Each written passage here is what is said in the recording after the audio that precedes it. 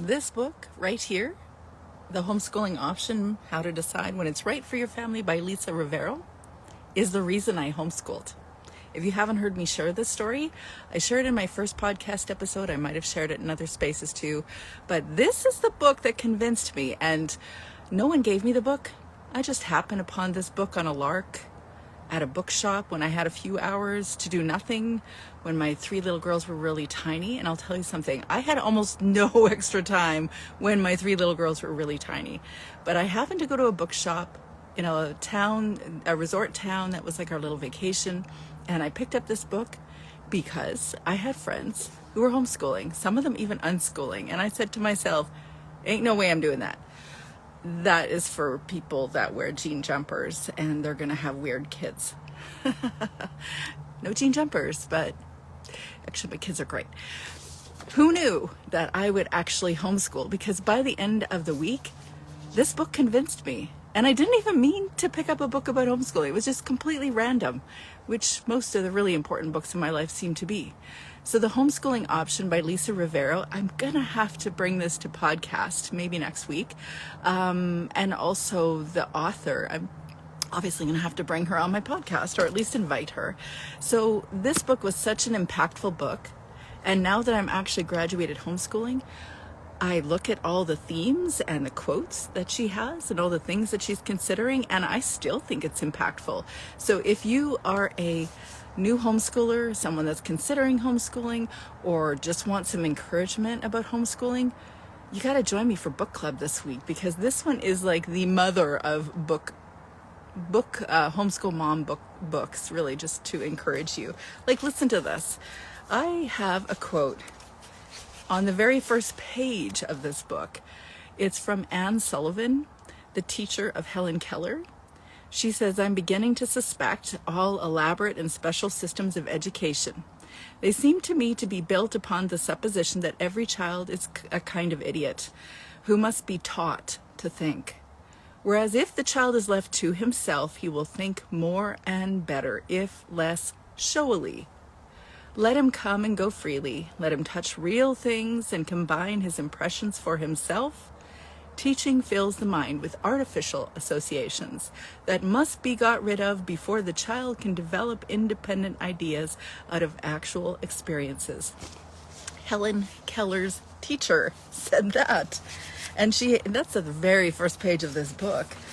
She's talking about how kids learn and how kids don't. And if you have kids that you've been homeschooling for a while, you probably have seen what she sees. Kids learn because they want to learn, and then they associate things and it builds inside their brain, and they keep getting more experiences, and then they grow and learn more. So page 15, she says, "What's so difficult about homeschooling though? You'd think that I read this every year of my homeschool journey. I homeschool 4 kids for under 2 decades. You could say 15 or you could say 17 years in total. Depends on how you think when homeschooling begins. Anyway, the difficult challenges of homeschooling more often deal with the intensive parenting that is inherent to home education, and with the initial discomfort of going against the social grain." You know, when I read her quotes, I'm like, you'd think I memorized it for the course of my time, or that I memorized it for the purpose of me. No, I learned these things in my own real homeschool, and I have had many conversations with people about how to choose homeschool curriculum, or how to streamline a routine, or all the homeschool mentor type stuff that I do that you see everyone speaking to online. And those things have a place, because when something is totally out of the blue, totally foreign to you, and you're a new homeschooler, you're just like, I have no idea where to start. I felt the same way when I first began nursing. Like I was an RN before my kids were born. And I remember going on the floor and thinking, okay, what am I supposed to do first? I had a lot of knowledge. I had a lot of head knowledge, but I didn't know what to actually do with my time. So I get that is sometimes the place new homeschoolers or newer homeschoolers are in. By the way, I'm going to offer a workshop in that discussion point in our homeschool mom room for first-year homeschoolers. So ask me about that if you're curious. But those things are important. But in the end, the thing that becomes the most challenging is actually the mom-child dynamic, because it's a whole lot of parenting. And as you may have heard other people say, parenting on amphetamines. Have you heard that? That's kind of what it does feel like at times. So what's so difficult about homeschooling? Mothering intensely. That's been my experience too. So then she shares new ways to, she shares that we need to learn how to communicate, because being together all day, every day, forced us all to learn new and better ways to communicate and cooperate, valuable skills, but not always easily won. Yeah, so that's the thing. We have an opportunity to become super frustrated or stressed or overwhelmed, or all the uncomfortable emotions that one mom could experience. And yet we also have an opportunity to use those as building blocks to becoming stronger, growing, building communication, and really learning alongside our kids. And this has certainly been my experience, because I have been very frustrated for various reasons many times. And at the end of the day, I decided, okay, what do I need to learn here? What do I need to learn about my child? What do I need to learn about myself? And what skills could I build into my family life or into myself, so that I know how to deal with the thing that's going on in front of me? So as she says, though there be many challenges, there's also a lot of advantages. You actually have an opportunity to grow. Yeah, that's an advantage. Yeah, it is. Okay, some days it doesn't feel like it. It teaches parents a lot about themselves, she says on page 18. She says, one seldom discussed aspect and benefit of homeschooling is that it teaches parents a lot about themselves. Oh yeah, girlfriend. Some days more than we want to know. It ain't Groundhog Day. It's going to happen. Whatever frustration we have is going to happen on repeat. And so we have to come up with a plan to know how to deal with whatever frustration we're having right now. But you know, one of the benefits, just on the very next page, like I'm not even out of page 19 right now. I'm not even out of chapter 1. And she already is talking about homeschooling long-term, the benefits. And one of the benefits is how homeschooled teens grow up, that they, as she says, seem unusually at ease in their own skins, confident about their abilities, and candid in their opinions. I've absolutely seen this with every one of my kids, and yet they're all very different kids. And it wasn't like I said to them, be confident, you should be comfortable in your own skin. I wasn't doing any of that. Some of them were more candid about their opinions because they came into the world being more candid about their opinions, and others have more penchant for diplomacy and just think before they speak, and also want to know if it's going to be okay for other people if they say their opinions. I have the full spectrum of kids, and yet they all assume that they're going to be listened to. They assume that other people will care when they say something, or that they have something to say, and they do seem unusually comfortable in their skins. I have this one story about one of my girls who had gone to public school in high school, and at a time when they weren't receiving, or they didn't have enough funding for all the kids in the area. And so she's coming from a homeschooled environment. Of course, there should be enough space in the school for all the kids, but there wasn't enough funding.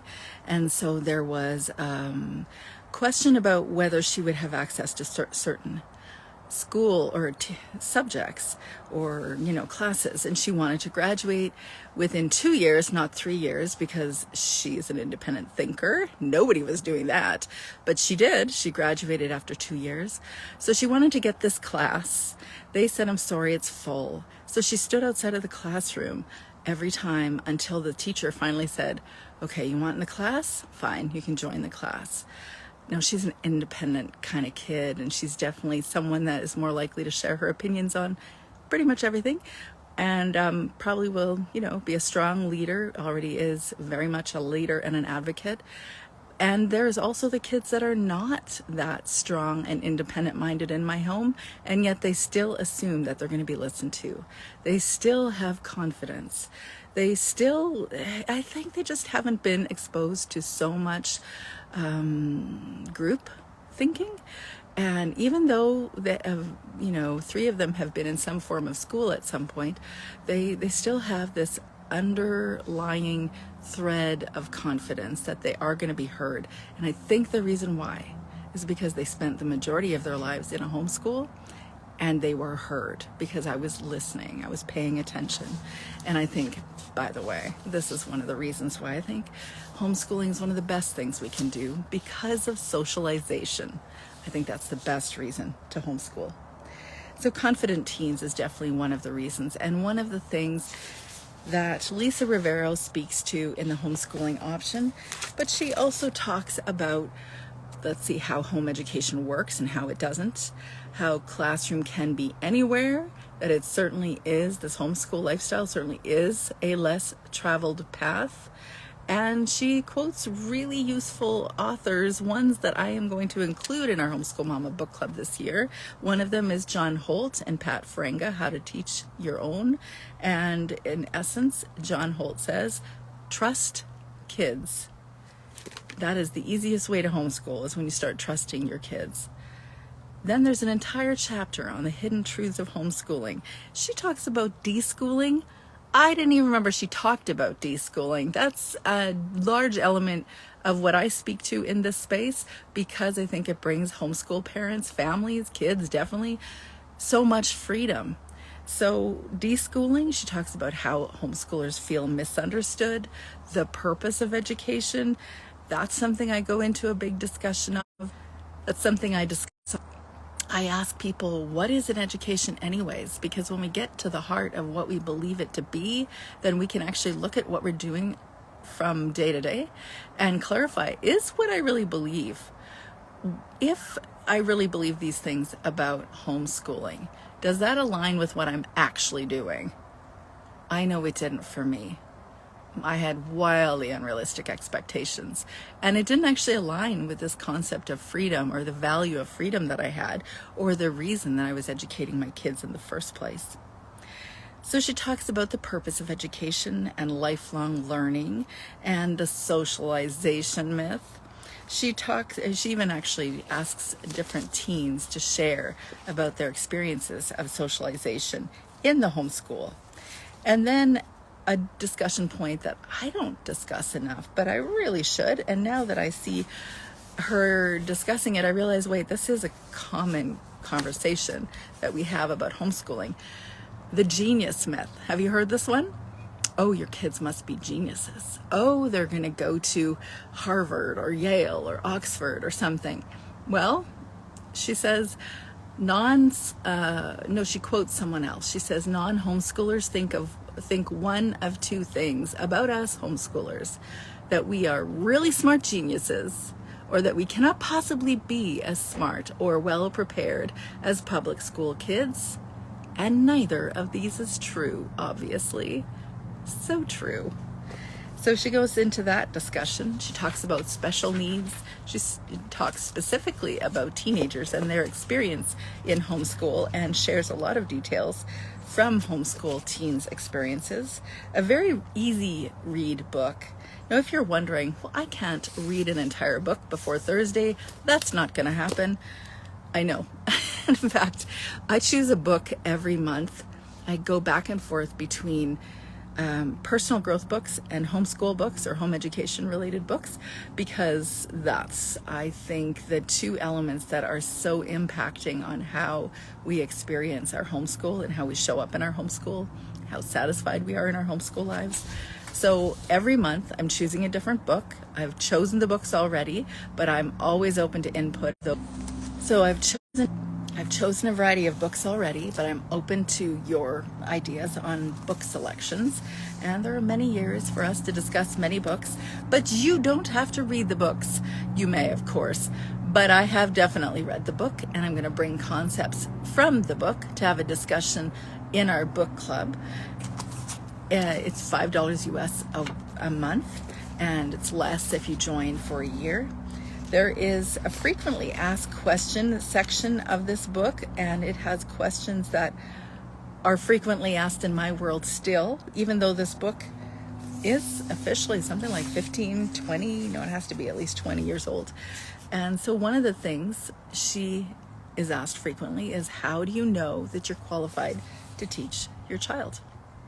That's definitely a question I have a lot. That's even a podcast episode I have published probably in the last 6 months. You can find that on my podcast, Homeschool Mama Self-Care, is on Apple or Spotify or all the podcast players.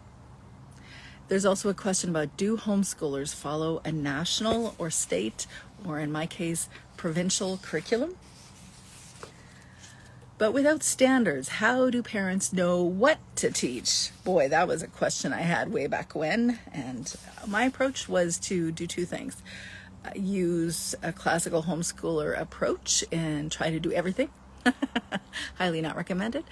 And or check the learning outcomes from the local province and figure out what I need to teach my kids. Also highly not recommended. It's a lot. It's like way too much. I've heard teachers actually say that they don't read the learning outcomes for the province either. So then there's a question about, is homeschooling expensive? Well, that all depends on how much money you want to spend. Can I continue working if we homeschool? The answer is yes. And if you want more support or encouragement, head over to the Working Homeschool Moms Collective with Charlotte Jones. You'll find her on Instagram here. Big, bright, yellow graphics. Lovely energy from Charlotte. You're going to definitely want to connect with her. Can children who are not yet of school age homeschool? What do you think? Can you? I know I did. I was essentially homeschooling my second daughter while my oldest was still finishing kindergarten. And I remember thinking, why am I constantly driving back and forth to kindergarten? Like, she had the loveliest teacher. She's still here. So if you're here, hi. She, the loveliest teacher, and just fun. Still fun to this day. I know her still. And yet, why was I constantly driving back and forth? I had to wake up my baby at one point so that I could go pick up my daughter at kindergarten. But I spent most of my day with my second daughter doing homeschooly things that my second daughter wanted to do, and just learning, reading, exploring, all the things that early homeschoolers do. Well, hopefully we always do, but we definitely do a lot of it in the early years. Then there's a discussion on, can I homeschool an only child? I didn't actually think I would ever get to the place of having an only child at home as a homeschooler, because I have 4 kids, and it turns out we bookend things. As homeschool families, we bookend it. So what I mean by that is, I had 3 homeschoolers, I had 4, then I had 3, then I had 2, then I had 1. Of course, but had I thought about that? I didn't even consider that I was going to experience that. How do parents teach several children at a time, and will siblings get along? No, they won't. And some days they will. They will in public mostly, and then some days they won't. What are some of the challenges of being a homeschool parent? Well, I wrote that book.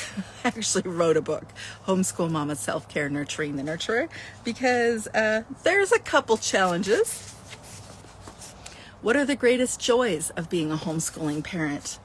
Oh, I wish I could read this all out to you right now. Because, like, what is your favorite reason for homeschooling? Would you put it in the comment section below?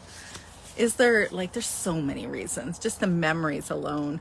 And you get to relive your childhood in a whole new way. It's so much fun, most days. So if you're interested in joining me for a discussion on this book, The Homeschooling Option, How to Decide When It's Right for Your Family by Lisa Rivero, ask me for details.